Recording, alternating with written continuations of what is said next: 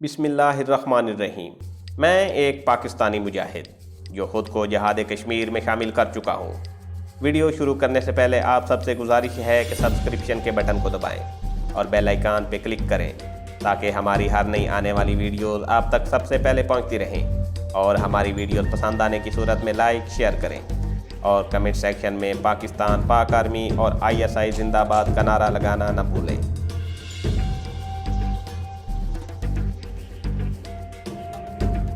ببر سنگھ نے اپنی کلائی پر وقت دیکھا اور کہا، ہوڑا ایکسپریس شام کو چھوٹتی ہے، یہی گاڑی تمہیں ٹھیک رہے گی۔ میرا ایک خاص آدمی تمہارے ساتھ جائے گا، تم یوں سمجھ لو کہ میں خود تمہارے ساتھ جا رہا ہوں۔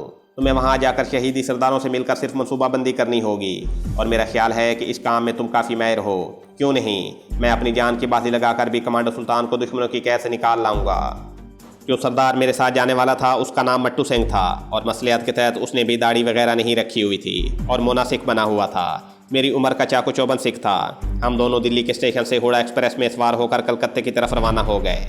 مٹو سنگھ نے اپنے مخبر کے ذریعے یہ معلوم کر لیا تھا کہ کمانڈر سلطان جس فوجی یونٹ کی حراست میں ہے اسے کلکتے میں کس جگہ پر رکھا گیا ہے۔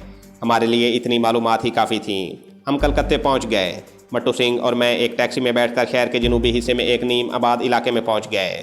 یہاں ہم نے ٹیکسی چھوڑ دی اور مٹو سنگھ کہنے لگا، وہ سامنے والے مکان دیکھ رہے ہو؟ کچھ فاصلے پر ناریل کے درختوں کے درمیان ڈھلانی چھتوں والے کچھ ایک منزلہ مکان نظر آ رہے تھے۔ مٹو سنگھ نے بتایا کہ ہمارے شہیدی دستے کے شہیدی سردار اسی جگہ آتے جاتے ہیں۔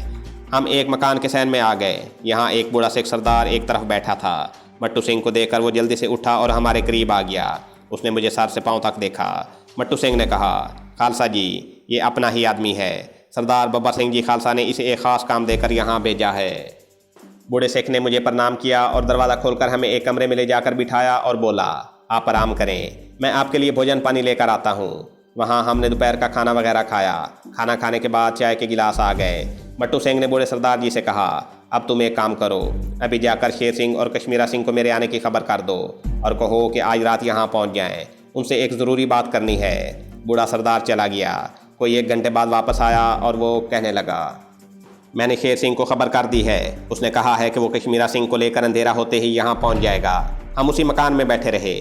سورج غروب ہونے کے بعد کشمیرہ سنگھ اور شیر سنگھ آ گئے۔ دونوں مونے سکھ تھے اور اونچے لمبے مضبوط جسم کے آدمی تھے۔ انہوں نے پتلون قمیض پہن رکھی تھی، بنگالیوں والے لباس میں نہیں تھے۔ مٹو سنگھ نے انہیں ساری بات بیان کر دی۔ ان میں سے ایک سکھ جس کا نام کشمیرہ سنگھ تھا ایک ہاتھ سے اپنا کان چھو کر بولا، خالصہ جی ہمارے گرو سمان ہیں، ان کا حکم سر آنکھوں پر۔ دوسرے سکھ نے بھی جس کا نام شیر سنگھ تھا ایک ہاتھ سے اپنا کان چھوا اور وہ کہنے لگا، ہمیں اتنی مہلت دے دیں کہ ہم معلوم کر سکیں کہ کمانڈر سلطان کو فوج نے یہاں کس جگہ پر رکھا ہوا ہے۔ کچھ دیر باتیں کرنے کے بعد دونوں شہیدی سکھ واپس چلے گئے۔ میں عجیب گو کی حالت میں تھا۔ کسی وقت خیال آتا کہ یہ سکھ سردار یہ کام کر گزریں گے، کسی وقت خیال آتا کہ یہ کام ان کے بس کا نہیں ہے اور کمانڈر سلطان اب کبھی ہمارے پاس واپس نہیں آئے گا۔ رات گزر گئی، دوسرا دن بھی گزر گیا۔ میں تھوڑی دیر کے لیے مکان سے باہر نکل کر ایک میدان میں ٹہلتا اور سوچتا رہا کہ اگر یہ لوگ اس مشن میں ناکام ہو گئے اور کمانڈر سلطان کا پتہ نہ چلا سکے تو مجھے کیا کرنا ہوگا۔ رات کا کھانا کھا کر میں اور مٹو سنگھ چارپائیوں پر بیٹھے باتیں کر رہے تھے کہ شیر سنگھ اور کشمیرہ سنگھ آ گئے۔ ان کے چہرے سنجیدہ تھے، کچھ پتہ نہیں چلتا تھا کہ وہ سلطان کا کھوئی لگانے میں کامیاب ہوئے ہیں یا نہیں۔ جب وہ آرام سے بیٹھ گئے تو مٹو سنگھ نے پوچھا، پھر کچھ پتہ چلا ہمارے آدمی کا؟ شیر سنگھ بولا، کیسے پتہ نہ چلتا، کلکتے میں اگر کوئی آدمی زمین کے اندر بھی ہو تو ہمیں علم ہو جاتا ہے۔ میں نے پوچھا، کمانڈر سلطان کس جگہ پر ہے؟ ابھی اسے کالے پانی تو نہیں لے جایا گیا؟ شیر سنگھ بولا، فوج نے تمہارے آدمی کمانڈر سلطان کو کلکتہ کی اسپیشل پولیس کے حوالے کر دیا ہے، جو اسے اپنی نگرانی میں اگلے ہفتے کالے پانی لے جانے والی ہے۔ اگلے ہفتے انڈین نیوی کا ایک جہاز انڈیمان نکوبار جزیروں کی طرف جا رہا ہے، سلطان کو اسی جہاز میں لے جایا جائے گا۔ کشمیرہ سنگھ کہنے لگا، اس وقت تمہارا آدمی خضر پور جیٹی کے شمال میں دریائے سگلی کے دوسرے کنارے اسپیشل پولیس کی ایک بیرک میں بند ہے۔ میں نے پوچھا، وہاں سیکیورٹی کا کیسا انتظام ہے؟ تو شیر سنگھ کہنے لگا، سیکیورٹی کا ویسا ہی انتظام ہے جیسا ایسے آدمیوں کے خلاف ہوا کرتا ہے۔ ہم نے سیکیورٹی کے بارے میں کبھی نہیں سوچا، ہمیں جس آدمی کو نکالنا ہوتا ہے اس کو نکال لاتے ہیں، چاہے اس میں ہمیں اپنے ایک دو آدمیوں کی قربانی ہی کیوں نہ دینی پڑے۔ اور یہ تو ہمارے گرو خالصہ ببر سنگھ جی کا حکم ہے، اگر ہم اس مشن میں مر بھی گئے تو شہید ہوں گے۔ میں سوچ رہا تھا کہ یہ لوگ جذبات سے زیادہ کام لے رہے ہیں اور یہاں کام عقل سے سوچنے کا ہے۔ خدا جانے یہ عین وقت پر کیا کر بیٹھیں، یہ تو ہنسی خوشی جان دے دیں گے، مگر کہیں ان کے ساتھ سلطان کو بھی جان سے ہاتھ نہ دھونے پڑ جائیں۔ میں نے کہا، کیا میں وہ جگہ دیکھ سکتا ہوں جہاں کمانڈر سلطان کو قید میں رکھا گیا ہے؟ کیوں نہیں؟ کشمیرہ سنگھ نے کہا، اس کی ویسے ضرورت تو نہیں ہے، لیکن اگر تم چاہتے ہو تو تمہیں وہ جگہ دکھا دیں گے۔ آئی رات کے پچھلے پیر تیار رہنا، ہم اندھیرے سورج نکلنے سے پہلے آ جائیں گے۔ یا وہ چلے گئے تو میں نے مٹو سنگھ سے جھجکتے ہوئے کہا، سردار جی، کیا ان لوگوں نے پہلے کبھی اس قسم کا کام کیا ہے؟ اس نے کہا، میں نے انہیں اس قسم کا کوئی کام کرتے دیکھا تو نہیں، لیکن سنا ہے کہ یہ ہمارے 3 سکھ سرداروں کو کالے پانی کی جیل سے نکال لائے تھے۔ کالے پانی کے سمندر میں انہیں کئی میل تک تیر کر جزیرے پر جانا پڑا تھا۔ میں خاموش ہو گیا۔ رات کو میں جلدی سو گیا۔ صبح مجھے مٹو سنگھ نے جگا دیا اور وہ کہنے لگا، شیر سنگھ اور کشمیرہ سنگھ آئے ہیں، تمہیں ان کے ساتھ جانا ہے، جلدی سے اٹھو۔ میں جلدی سے اٹھا، منہ پر پانی کا چھینٹا مارا اور مکان سے باہر آ گیا۔ سین میں ابھی رات کا اندھیرا ہی تھا، صبح ہونے میں کافی دیر تھی۔ اندھیرے میں کشمیرہ سنگھ اور شیر سنگھ درخت کے نیچے چارپائی پر بیٹھے تھے۔ مجھے آتا دیکھ کر وہ اٹھ کھڑے ہوئے اور آگے چل پڑے۔ باہر ایک پرانی جیپ کھڑی تھی، ہم جیپ میں سوار ہو گئے۔ جیپ ایک طرف روانہ ہو گئی۔ جیپ شیر سنگھ چلا رہا تھا، میں اس کے ساتھ بیٹھا تھا۔ جیپ کلکتہ شہر کے باہر سے گزر رہی تھی۔ شہر کی عمارتوں کی روشنیاں دور دور تھیں۔ آسمان پر دھند سی چھائی ہوئی تھی، کوئی ستارہ دکھائی نہیں دے رہا تھا۔ سڑک پر بھی اندھیرا چھایا ہوا تھا۔ کئی جگہوں سے گزرنے کے بعد جیپ درختوں کے ایک گھنے جھنڈ میں داخل ہو گئی۔ یہ درختوں کا لمبا ذخیرہ تھا۔ آخر میں جا کر شیر سنگھ نے جیپ ایک جگہ روک دی۔ ہم اتر کر بالکل سیدھ میں چلنے لگے۔ 100-150 گز کے فاصلے پر دریا کا کنارہ آ گیا۔ یہ کلکتے کا مشہور دریا سگلی تھا، جو آگے جا کر خلیج بنگال کے سمندر میں جا گرتا تھا۔ دریا کا پاٹ اس جگہ زیادہ کشادہ نہیں تھا، لیکن دریا آخر دریا ہوتا ہے۔ پچھلے پیر کے اندھیرے میں وہ بڑی دہشتناک خاموشی کے ساتھ بہہ رہا تھا۔ یہاں ایک جگہ ان لوگوں نے جھاڑیوں میں کشتی چھپائی ہوئی تھی۔ ہم نے اس کشتی کے ذریعے دریا پار کیا۔ دوسرے کنارے پر بھی گھنے درختوں کا سلسلہ دور تک چلا گیا تھا۔ ان درختوں کے پار ایک چھوٹا سا میدان تھا، جہاں دائیں بائیں تھوڑے فاصلے پر بجلی کے بلب روشن تھے۔ ان کی دھندلی روشنی میں مجھے ایک بہت بڑا دروازہ نظر آیا، جس کے باہر اندھیرے میں ایک آدمی کھڑا تھا۔ ہم ایک درخت کے پاس اس کی آڑ لے کر بیٹھ گئے تھے۔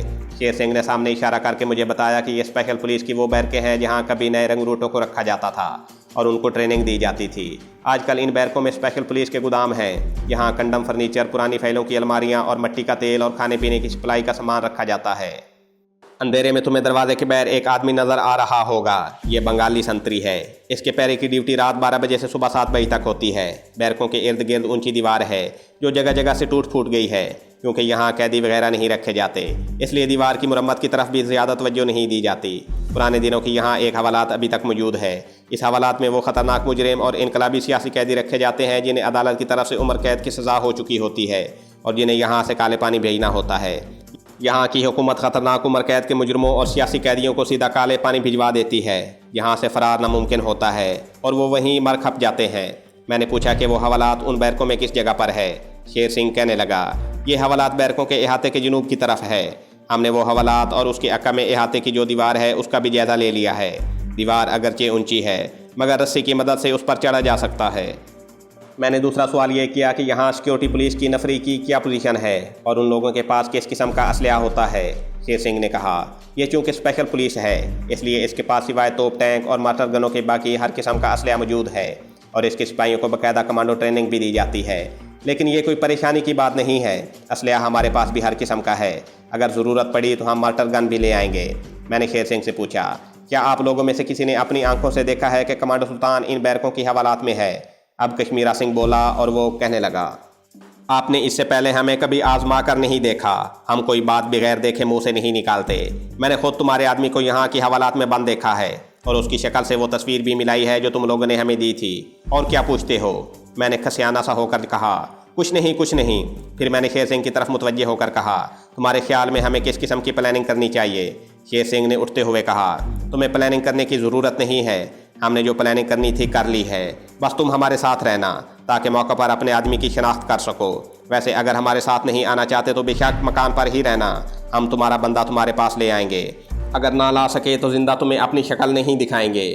میں ان کے اس دیوانگی کی حد تک پہنچے ہوئے عقیدت مندانہ جذبے کو دیکھ کر ایک بار پھر شش و پنج میں پڑ گیا کہ کہیں یہ عین وقت پر جذبات میں آ کر کوئی غلطی نہ کر بیٹھے، کیونکہ میں دیکھ رہا تھا کہ ان لوگوں میں جوش ضرورت سے زیادہ تھا اور ہوش ذرا کم ہی تھا، لیکن میرے فکر کرنے کی حد سے بات آگے نکل چکی تھی، اس لیے میں بھی اس مشن میں ان کے ساتھ ساتھ رہنا چاہتا تھا۔ ہم دن نکلنے سے پہلے مکان پر واپس آ گئے۔ وہاں ہم سب نے اکٹھے ناشتہ وغیرہ کیا۔ مٹو سنگھ نے میری بجائے شیر سنگھ اور کشمیرہ سنگھ سے پوچھا، اب کیا کہتے ہو؟ شیر سنگھ بولا، اپنے مہمان سے پوچھو، اس کا اطمینان ہوا ہے کہ نہیں؟ مٹو سنگھ نے میری طرف منہ کر کے کہا، کیوں بھائی، تمہاری تسلی ہو گئی ہے؟ میں نے کہا بالکل تسلی ہو گئی ہے، لیکن میں صرف اتنا معلوم کرنا چاہتا ہوں کہ ہماری پلاننگ کیا ہوگی، ہم کمانڈر سلطان کو بیرکوں کے حوالات سے کیسے نکالیں گے، یعنی ہماری لائن آف ایکشن کیا ہوگی۔ میں نے دیکھا کہ شیر سنگھ اور کشمیرہ سنگھ میری طرف دیکھ کر تھوڑا تھوڑا مسکرا رہے تھے، جیسے دل میں کہہ رہے ہوں کہ ہمیں جو کچھ کرنا ہے اس کے بارے میں تم کبھی سوچ بھی نہیں سکتے۔ مٹو سنگھ بھی شاید ان لوگوں کی لائن آف ایکشن سے واقف تھا، اور شاید وہ جانتا تھا کہ دونوں شہید سے اس قسم کا مشن کس طرح سر انجام دیا کرتے ہیں۔ اس نے مجھ سے کہا، بابو تم اطمینان رکھو اور ان سردار کمانڈوز کے ساتھ ہی رہنا، اور جیسا یہ کہیں ویسے کرتے رہنا، باقی سارا کام یہ اپنے آپ کر لیں گے۔ تمہیں اپنے آدمی سے غرض ہے، تمہارا آدمی تمہیں مل جائے گا، اور گرو سمان خالصہ بابا سنگھ جی کو تمہارے آگے شرمندہ نہیں ہونا پڑے گا۔ دونوں شہید سے کمانڈوز اگلا کوئی پروگرام بتائے بغیر ہی چلے گئے۔ میری کچھ سمجھ میں نہیں آ رہا تھا کہ یہ لوگ کیا کرنا چاہتے ہیں اور کیا کرنے والے ہیں۔ اپنے ساتھ آئے ہوئے سردار جی سے بات کرتا تو وہ ہر دفعہ یہی کہتے کہ بس تم دیکھتے جاؤ، سب کچھ ٹھیک ہو جائے گا۔ رات گزر گئی، دوسرا دن بھی گزر گیا۔ شام کے وقت شیر سنگھ اور کشمیرہ سنگھ نے آتے ہی مجھ سے سوال کیا، تم ہمارے ساتھ چلو گے یا اسی مکان میں تمہارا آدمی لے کر آئیں؟ میں نے کہا میں ساتھ چلوں گا۔ اس نے کہا تو پھر آج رات کے 1 بجے تیار رہنا۔ اس کے بعد وہ میرے ساتھ آئے ہوئے سردار مٹو سنگھ کو ایک طرف لے گئے اور آہستہ آہستہ کچھ باتیں کرتے رہے۔ اس کے بعد وہ مجھ سے کوئی بات کیے بغیر ہی چلے گئے۔ میں نے سردار جی سے پوچھا، وہ کیا کہہ رہے تھے؟ سردار جی بولے، کچھ نہیں، اپنی باتیں کر رہے تھے، بس تم تیار رہنا۔ میں تو ہر وقت تیار ہی تھا۔ ان لوگوں نے مجھے کچھ نہیں بتایا تھا کہ وہ پولیس کی بیرکوں میں کیسے داخل ہوں گے اور کمانڈو سلطان کو حوالات سے کیسے نکالیں گے۔ بہرحال میں تیار ہی رہا۔ میرے ساتھ سردار جی بھی جاگ رہے تھے۔ رات کے ٹھیک 12:30 بجے مکان سے کچھ فاصلے پر شیر سنگھ اور کشمیرہ سنگھ کی جیپ آ کر رکی۔ دونوں میں سے صرف شیر سنگھ مکان میں آیا اور مجھے دیکھ کر بولا، آ جاؤ۔ میں چپ چاپ اٹھ کر اس کے ساتھ باہر نکل گیا۔ جیپ میں ان دونوں کے علاوہ 2 اور آدمی بھی بیٹھے تھے۔ شیر سنگھ نے کہا، یہ ہمارے شہیدی جتھے کے کمانڈوز ہیں۔ وہ دونوں بھی مناسک تھے اور بش شرٹ اور پتلون میں تھے۔ اندھیرے میں مجھے جیپ کے اندر کپڑے کی ایک گٹھڑی سی نظر آئی۔ کشمیرہ سنگھ ان دونوں شہیدی کمانڈوز کے ساتھ جیپ میں پیچھے بیٹھ گیا اور شیر سنگھ نے مجھے آگے ڈرائیونگ سیٹ کے پاس بٹھا لیا اور جیپ چل پڑی۔ میں نے شیر سنگھ سے پوچھا، پیچھے ایک گٹھڑی پڑی دیکھی ہے، اس میں کیا ہے؟ شیر سنگھ نے بے نیازی سے جواب دیا، کچھ نہیں، تھوڑا کھانے پینے کا سامان ہے۔ میں اسے تکتا ہی رہ گیا، سوچنے لگا کہ یہ لوگ کمانڈو مشن پر جا رہے ہیں یا پکنک منانے جا رہے ہیں۔ اس کے بعد مجھے اس آدمی سے کچھ پوچھنے کی ہمت نہ ہوئی۔ جیپ رات کے اندھیرے میں ویران راستوں پر سے گزرتی آخر انہی درختوں کے جھنڈ کے پاس جا کر رک گئی جہاں ہم ایک دفعہ پہلے بھی آ چکے تھے۔ گٹھڑی ان میں سے ایک آدمی نے اپنے سر پر اٹھا لی اور ہم رات کی تاریکی میں درختوں کے نیچے سے گزر کر دریا کے کنارے آ گئے۔ یہاں جھاڑیوں میں سے کشتی نکال کر اس میں سوار ہوئے اور بڑی خاموشی سے دریا عبور کر کے دوسرے کنارے پر پہنچ گئے۔ کچھ دور تک وہاں بھی درختوں کے نیچے اندھیرے میں چلتے رہے۔ پھر ہمیں اسپیشل پولیس کی بیرکوں کے گیٹ کی روشنیاں نظر آنے لگیں۔ شیر سنگھ نے گٹھڑی نیچے رکھوا لی۔ میں نے دبی زبان میں شیر سنگھ سے کہا کہ ہمارے پاس کم از کم ایک پستول ضرور ہونا چاہیے تھا۔ شیر سنگھ نے گٹھڑی کھولتے ہوئے کہا، پستولیں بھی آ جائیں گی، تم کیوں فکر کرتے ہو؟ گٹھڑی جب کھلی تو میں یہ دیکھ کر حیران رہ گیا کہ اس میں کتنے ہی راکٹ لانچر اور راکٹ پڑے ہوئے تھے۔ یہ لوگ تو جیسے کوئی مورچہ فتح کرنے آئے تھے۔ شیر سنگھ نے ایک راکٹ لانچر اپنے تینوں آدمی کو دیتے ہوئے کہا، تمہارے پاس 8 راکٹ ہوں گے، جو ٹارگٹ تمہیں بتائے گئے ہیں وہاں راکٹ فائر کرنا، اور اس وقت تک فائر کرتے رہنا جب تک کہ سامنے والی بیرکوں میں پوری طرح سے آگ نہ بھڑک جائے۔ اب جاؤ، جلدی سے اپنی پوزیشنوں پر پہنچ جاؤ، اور یاد رکھنا میرے سگنل پر ہی فائرنگ شروع کرنا۔ تینوں سردار راکٹ لانچروں کے ساتھ 8 عدد راکٹ لے کر اندھیرے میں غائب ہو گئے۔ گٹھڑی کے کپڑے میں ایک تھیلا رہ گیا تھا۔ اس تھیلے میں سے شیر سنگھ نے 2 سٹین گنیں اور ان کے میگزین کی بیلٹیں نکال لیں۔ ایک سٹین گن اس نے اپنے پاس رکھی اور ایک مجھے دے کر کہا، میرے ساتھ آؤ۔ میں نے میگزین کی بیلٹ کاندھے پر ڈالی اور سٹین گن تھام کر اس کے پیچھے چل پڑا۔ وہ مجھے جھاڑیوں اور درختوں کے اندھیرے میں سے گزارتا ہوا اونچی نیچی جگہوں میں سے نکالتا ہوا ایک ایسی جگہ پر لے آیا جہاں بیرکوں کی دیوار ہم سے کوئی 50 فٹ کے فاصلے پر رہ گئی تھی۔ شیر سنگھ کہنے لگا، یہ جو سامنے والی بیرک دیکھ رہے ہو، اس کے کونے والی بیرک میں وہ حوالات ہے جہاں تمہارا آدمی قید ہے۔ اور اب میری ایک بات دھیان سے سنو، حوالات کے باہر 2 سنتری ہر وقت پہرے پر موجود ہوتے ہیں۔ بیرک میں پولیس کی گارڈ بھی سو رہی ہے۔ تم فائرنگ کرتے میرے ساتھ آگے بڑھو گے، لیکن خبردار کسی سنتری پر سیدھا فائر نہیں کرنا اور کسی سنتری کو ہلاک بھی نہیں کرنا، اور اگر ضرورت پڑ جائے تو سپاہیوں کے ارد گرد یا ٹانگوں کے آگے زمین پر برسٹ مارنا۔ جب گیٹ کی طرف راکٹ فائر ہوں گے اور آگ لگے گی تو بیرکوں میں افراتفری مچ جائے گی اور ساری نفری گیٹ کی طرف بھاگے گی۔ اس وقت ہمیں اٹیک کرنا ہوگا۔ تم کمانڈو مجاہد ہو، میری بات ضرور سمجھ گئے ہوگے۔ میں نے کہا، میں سمجھ گیا ہوں۔ شیر سنگھ نے ہاتھ سے مجھے اشارہ کیا اور ہم اندھیری جھاڑیوں میں آہستہ آہستہ بیرکوں کی طرف بڑھنے لگے۔ जहाँ बैरकों की दीवार एक तरफ को मुड़ जाती थी वहाँ एक जगह से दीवार में से ईंटें उखड़ी हुई थीं। शेर सिंह ने मुझे वहाँ दीवार के साथ बिठा दिया और सरगोशी में कहा, मैं ऊपर चढ़ता हूँ। उसने मेरे कंधे पर पाँव रख दिए और दीवार को पकड़कर कहा, अब खड़े हो जाओ। मैं आहिस्ता आहिस्ता खड़ा हो गया। शेर सिंह का काफ़ी वजन था। शेर सिंह दीवार के ऊपर चढ़ गया। वहाँ से उसने हाथ नीचे करके सरगोशी में कहा, मेरा हाथ पकड़कर ऊपर चढ़ो। मैंने एक हाथ से शेर सिंह का हाथ पकड़ा और दूसरे हाथ को दीवार की एक बाहर को निकली हुई ईंट को काबू किया और एक छोटे से शिगाफ में पाँव रखकर ऊपर चढ़ गया। अब हम दोनों बैरक की छत पर थे। हम झुककर दबे पाँव चलते छत की दूसरी तरफ आकर मंडीर के पास बैठ गए। वहाँ हवालात के दरवाजे के ऊपर बल्ब रोशन था। शेर सिंह ने थोड़ा सा सर आगे करके नीचे देखा, फिर सर पीछे करके इशारे से मुझे नीचे देखने को कहा। मैंने सर आगे करके देखा कि नीचे 2 संतरी राइफलें उठाए पैरे पर मौजूद थे। उनमें से एक ने बंगला जुबान में दूसरे से कुछ कहा। मैंने सर पीछे कर लिया। हम सांस रोकर बैठे थे। इतने में नीचे से सिगरेट के तंबाकू की बू आई। एक संतरी ने सिगरेट सुलगा लिया था। शेर सिंह अपनी कलाई पर लगी हुई घड़ी को सर नीचे करके गौर से देख रहा था। घड़ी की सुइयां चमक रही थीं। कोई 1.5 मिनट तक वो इसी तरह साकित होकर घड़ी को देखता रहा।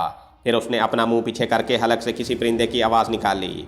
आवाज़ इतनी असली थी कि मुझे ऐसे लगा जैसे कोई परिंदा बोलता हुआ हमारे सर के ऊपर से गुजर गया हो। 5-6 सेकंड बाद शेर सिंह ने फिर वही आवाज़ हलक से निकाली और मेरी गर्दन पर हाथ रखकर मेरे सर को नीचे कर दिया। परिंदे की दूसरी आवाज़ को बुलंद हुए बमुश्किल 2 सेकंड गुजरे होंगे कि यके बाद दीगरे 3 धमाकों से फिजा गूंज उठी। 3 धमाकों के बाद फिर 3 धमाके हुए और उसके साथ ही बैरकों के गेट की जानिब से आग के शोले बुलंद होने लगे और तीनों सरदारों ने रॉकेट फायर करने शुरू कर दिए। बैरकों में शोर मच गया। सिपाही हड़बड़ा कर उठे थे और दीवानावार गेट की तरफ दौड़ पड़े थे। हमने नीचे देखा। दोनों संतरियों में से एक संतरी गेट की तरफ दौड़ पड़ा। दूसरा हवास बख्ता होकर इधर उधर देख रहा था। उसने ऊंची आवाज़ में किसी को पुकारा, मगर वहाँ धमाकों की वजह से कान पड़ी आवाज़ सुनाई न देती थी। अभी तीनों सरदार कमांडोज के 8-8 रॉकेट पूरे नहीं हुए थे। आग के शोले दरख्तों तक पहुँच गए थे। शेर सिंह ने खड़े होकर नीचे संतरी की बाएं जानिब स्टेन गन का ब्लास्ट फायर किया। संतरी ने ऊपर देखा। मैं भी शेर सिंह के साथ मिल गया और हमने संतरी के दाएं बाएं स्टेन गनों के ऊपर तले 6-7 ब्लास्ट मारे। संतरी किसी को पुकारता हुआ वहां से भाग गया और शेर सिंह बोला, नीचे आ जाओ जल्दी से। छत के कोने पर बांस की सीढ़ी लगी थी। हम जल्दी जल्दी सीढ़ी के जरिए उतर कर नीचे आ गए। हवालात के सामने अब कोई पहरेदार नहीं था। बाहर जो बल्ब लगा था उसकी रोशनी हवालात के अंदर पड़ रही थी। मैंने उस रोशनी में कमांडो सुल्तान को देखते ही पहचान लिया। उसकी दाढ़ी बड़ी हुई थी और दीवार के साथ लगकर खड़ा था और कुछ घबराया हुआ था। यकीनी तौर पर रॉकेट लॉन्चरों के धमाके उसकी समझ में भी नहीं आ रहे थे। हम दौड़कर हवालात की सलाखों वाले दरवाजे के पास आ गए। मैंने कमांडो सुल्तान से कहा, सुल्तान, मैं हूँ सिकंदर अली, घबराओ नहीं, हम तुम्हें लेने आए हैं। कमांडो सुल्तान जल्दी से सलाखों के पास आ गया। शेर सिंह ने घुसीली आवाज़ में कहा, कोई पीछे हट जाओ। सुल्तान जल्दी से एक तरफ हो गया। हवालात को बड़ा सा ताला लगा हुआ था। शेर सिंह ने ताले पर स्टेन गन का ब्लास्ट मारा। ताला कुंडे से मैं टूटकर नीचे लटकने लगा। उसने दरवाज़ा खोलकर मुझसे पूछा, यही तुम्हारा आदमी है? मैंने कहा, हाँ यही कमांडो सुल्तान है। शेर सिंह बोला, इसे लेकर ऊपर छत पर आ जाओ, जल्दी करो। गेट की तरफ से रॉकेटों के फटने के धमाके अब नहीं हो रहे थे। शहीदी सरदारों ने अपने 8-8 रॉकेट फायर कर दिए थे, मगर आग के शोले बैरकों को निगल रहे थे और उस तरफ एक क़यामत खेज शोर बरपा था। सिपाही एक दूसरे को बदहवासी के आलम में आवाज़ें दे रहे थे। हम तीनों बांस की सीढ़ी चढ़कर छत पर आ गए। शेर सिंह हमारे आगे आगे था। हमने दौड़कर छत पार की और फिर बारी बारी दीवार पर से नीचे छलांगे लगाईं और दरख्तों झाड़ियों की तरफ दौड़ पड़े। कमांडो सुल्तान मेरे और शेर सिंह के दरमियान था। अंधेरे में हम झाड़ियाँ फलांगते दौड़ते चले जा रहे थे। शेर सिंह हमारी रहनुमाई कर रहा था। उसे मालूम था कि हमें कहाँ जाना है। हम दरिया के किनारे उस जगह पहुँच गए जहाँ हमने कश्ती एक जगह बांधी हुई थी। हम कश्ती में बैठ गए। मैंने और शेर सिंह ने चप्पू संभाल लिए। शेर सिंह ने कहा, दरिया के बहाव की तरफ चलना है। चप्पू इस तरह चलाना कि कश्ती किनारे के साथ साथ रहे। कश्ती दरिया के बहाव पर निकल पड़ी। दरिया का बहाव मामूल के मुताबिक था। हमारे चप्पू चलाने से कश्ती ज़्यादा तेज़ी से जा रही थी। मैं चप्पू इस तरह चला रहा था कि वो दरिया के पाट की तरफ न जाए। थोड़ी देर में कश्ती काफ़ी आगे निकल गई। हमें अब बैरकों की तरफ से कोई आवाज़ सुनाई नहीं दे रही थी। हमारी जानिब किनारे पर दरख्त और झाड़ियाँ थीं। दरख्त के दूसरे किनारे की तरफ कहीं कहीं दूर किसी इमारत की रोशनी नज़र आ जाती थी। शेर सिंह बड़ी होशियारी से कश्ती को किनारे के साथ साथ आगे ले जा रहा था। एक जगह किनारे का एक दरख्त दरिया पर झुका हुआ था। शेर सिंह ने कहा, चप्पू उठा लो, हमें यहाँ उतरना है। मैंने चप्पू उठा लिया। शेर सिंह कश्ती को किनारे के साथ ले आया। कश्ती किनारे की झाड़ियों में घुस गई। शेर सिंह छलांग लगाकर उतर गया और रस्सी पकड़कर बोला, आ जाओ। हम कश्ती से निकलकर किनारे पर आ गए। शेर सिंह ने कश्ती को एक दरख्त के तने से बांधा और कहने लगा, हमें यहाँ से थोड़ी दूर तक ही जाना होगा। कुछ दूर तक हम दरख्तों में चलते गए। फिर दरख्तों का सिलसिला ख़त्म हो गया और सामने एक छोटा सा रास्ता दिखाई दिया। शेर सिंह खुद भी रुक गया और हमें भी रोक दिया। फिर उसने हलक से वैसे ही परिंदे की आवाज़ निकाली। दूसरी तीसरी आवाज़ पर कुछ फासले पर से गाड़ी के इंजन के स्टार्ट होने की आवाज़ सुनाई दी और फिर एक जीप बड़ी तेज़ी से झाड़ियों और दरख्तों में से हमारी बाएं जानिब से निकलकर हमारे पास आकर रुक गई। शेर सिंह ने मुझे और सुल्तान से कहा, तुम दोनों जीप के पीछे बैठ जाओ, जल्दी करो। हम दौड़कर जीप में बैठ गए और तरपाल आगे गिरा दी। इसके साथ ही जीप एकदम से आगे रवाना हो गई। शेर सिंह आगे ड्राइवर के साथ बैठ गया था। जीप बड़ी तेज़ रफ्तारी से उछलती हुई कच्चे रास्तों से होती भागती चली जा रही थी। मैंने सुल्तान से कहा, तुम ठीक हो ना? कमांडो सुल्तान कहने लगा, अल्लाह का शुक्र है। ये लोग कौन हैं? मैंने कहा, बस अल्लाह के बंदे हैं, बब्बर सिंह के शहीदी दस्ते के कमांडोज हैं। सुल्तान खामोश रहा। जीप अब जंगलाती इलाके से निकलकर एक सड़क पर आ गई थी और पूरी रफ्तार से एक तरफ भागी जा रही थी। मैं सुल्तान से बातें करने लगा। पुलिस ने तुम पर ज़रूर तशद्दुद किया होगा, हम सब तुम्हारे लिए बहुत परेशान थे। कमांडो सुल्तान की आवाज़ में नकाहत ज़रूर थी, अगरचे उसका जिस्म ठीक था। और वो कहने लगा, ये बड़ी लंबी कहानी है, इसको दोहराने की ज़रूरत नहीं। वो खामोश हो गया। मैंने भी कोई बात न की। थोड़ी देर बाद वो फिर कहने लगा, अपने कश्मीरी मुजाहिदों की पोजीशन क्या है? मैंने कहा, डेरे पर चलकर बातें होंगी। मुजाहिद हर महाल पर भारतीय फौजियों का दिलेरी से मुकाबला कर रहे हैं। हम चुप हो गए। जीप दौड़ती चली जा रही थी। जीप चारों तरफ से ढकी हुई थी। बाहर सड़क की रोशनियों से मैंने अंदाज़ा लगा लिया था कि हम कोलकाता शहर की बारौनक इलाके से गुजर रहे हैं। अगरचे सड़कों पर कोई ट्रैफिक नहीं थी, लेकिन बड़ा शहर था। किसी वक्त कोई गाड़ी क्रॉस कर जाती थी। फिर ये मॉडर्न आबादी वाला इलाका भी पीछे रह गया और जीप एक तरफ को घूमकर छोटी सड़क पर आ गई। यहाँ कोई रोशनी नहीं थी। यहाँ से निकलकर जीप किसी मैदान में से गुजरने लगी। यहाँ जीप काफ़ी उछल रही थी। 10-15 मिनट के बाद जीप हमवार हो गई और उसकी रफ्तार कम होना शुरू हो गई। जीप ने एल टर्न लिया और खड़ी हो गई। शेर सिंह आगे से उतर कर आया। उसने तरपाल का पर्दा उठाकर कहा, चलो भाई आ जाओ, वाहे गुरु की कृपा से हम घर पहुँच गए हैं। मैं और सुल्तान जीप से उतर आए। उतरने के बाद मैंने देखा कि हम अपने उसी मकान के सामने खड़े थे जहां मट्टू सिंह मुझे लेकर आया था। मकान के दरवाजे में से अंधेरे में एक आदमी निकलकर हमारी तरफ पड़ा। ये मट्टू सिंह ही था। उसे शेर सिंह ने कहा, बादशाह हो, अपनी अमानत को संभालो, हम जाते हैं। खालसा जी को हमारी तरफ से सत श्री अकाल बोलकर कहना कि हमने उनकी आज्ञा का पालन कर दिया है। वाहे गुरु का खालसा, वाहे गुरु की फतह। शेर सिंह जीप में बैठ गया और जीप तेज़ी से आगे को निकल गई।